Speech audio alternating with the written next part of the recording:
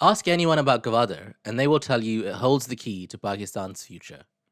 But despite decades of investment totaling billions of dollars, the unlocking of Pakistan's future remains out of reach. So, what exactly is the Gwadar dream? What has happened so far, and after yet another terror attack on the port, and Pakistan's present continuing to get more and more bleak, is that future really possible? Let Samjo explain. Gwadar is a town in southern Balochistan at the opening of the Strait of Hormuz, connecting the Persian Gulf and the Arabian Sea. It's one of the world's most crucial shipping straits, through which more than $1 billion of oil pass through every single day, not to mention other petroleum products and consumer goods. It's also a great location for a deep water port, capable of hosting the world's largest shipping vessels. Pakistan already has two deep water ports, Bin Qasim Port and the Port of Karachi, and they're responsible for most of our import and export, as well as significant amounts of the trade going to Afghanistan and other landlocked Central Asian countries. But the existing ports are underutilized and mismanaged, and Gwadar has fresh new potential for Pakistan's closest friend, China.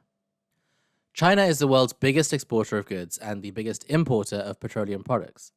However, China's access to the sea is limited in certain ways. The majority of its goods and 70% of its fuel imports must pass through the Malacca Strait, referred to as a choke point. We have seen through recent Yemeni efforts in the Suez Canal in action against Israel that these choke points can have incredible destabilizing effects.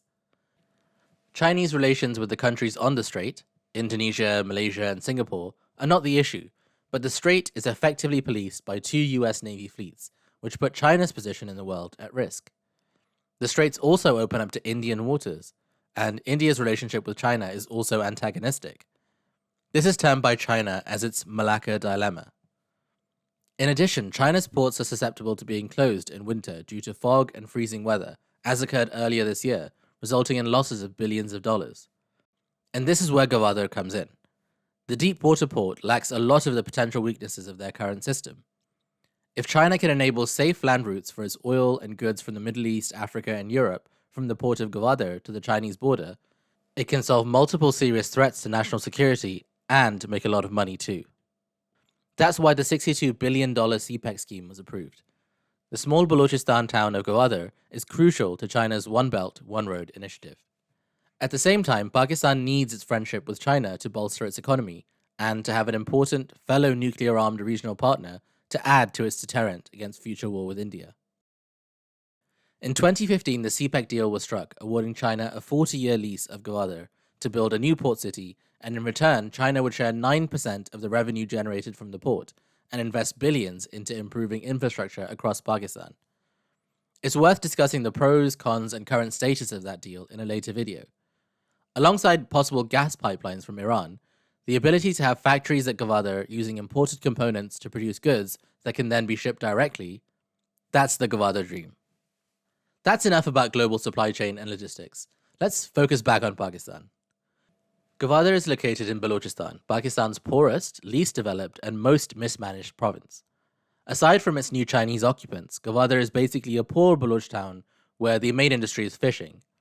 The Baloch people have legitimate concerns about their land, which many are not too happy about being part of Pakistan in the first place, being sold to China without their consent and without them benefiting from it. Residents of Gwadar note the billions poured into the port, the new airport, the cricket stadium, the five-star resorts, and luxurious housing compounds of Marine Drive, and then look to their flood-affected mud homes, lack of infrastructure and basic services, and note that something is wrong here. What's more, the town has become segregated due to security concerns, which we will move on to later. Access to the fishing harbour, which is the main source of income and food for many locals, is now subject to security checks and hurdles, while new jobs at the port don't go to locals, who rarely meet the requirements of higher education, job experience, and relevant skills. The first container ship docked at Gwadar in March 2018, and it was declared fully operational in 2021, although work is expected to continue on the port until at least 2045. Since 2020, cargo bound for Afghanistan has been allowed to dock at Gwadar, but the scale of current operations at Gwadar is not well known. What we do know is that at present, Gwadar is not a significant international port. On March 20th, 8 armed fighters from the Balochistan Liberation Army broke into the Port Authority's housing scheme and attempted to enter the port itself. A number of explosions were heard, followed by an hour-long gun battle. All 8 militants were killed by security forces. The BLA has attacked Gwadar before. In August last year, they targeted a convoy of 23 Chinese engineers who were already being shuttled in bulletproof vans. The engineers escaped unscathed, but 2 BLA Majid Brigade militants were killed.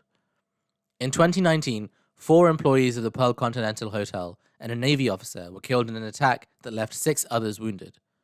The 3 attackers are believed to have been targeting Chinese and other foreign investors staying at the 5-star hotel. Since the Port Authority attack, Pakistan's Turbat naval base was also attacked by the BLA, and 5 Chinese engineers and their Pakistani driver were killed in an attack in Khyber Pakhtunkhwa on their way to work on the Dasu Dam project, all in the space of a week. While Gwadar itself is part of the puzzle, the port also needs to be connected to China. Unless China can ensure safe transit of its goods through Pakistan, the entire project could result in failure. With the general demise of Pakistan's economy and currency, law and order situation, democracy, and the re-emergence of terrorism as a serious and regular threat, alongside the countless delays in getting the Gwadar and CPEC projects up and running, Pakistan hasn't made the best case for itself over the last decade. Yet, Pakistan's strategic location and geography, its abundance of raw materials, cheap and hard-working labor, and pockets of ingenuity and talent could mean this gamble pays off for both Pakistan and China. After a few years of stagnation, the new government has revealed its CPEC 2.0 plan to push forward with the project. 5 new economic corridors are being implemented in job creation, innovation, green energy, and inclusive regional development. It remains to be seen if the benefits will be seen by all Pakistanis. For more easy-to-follow, comprehensive, and unbiased Pakistani news, subscribe to Samjho.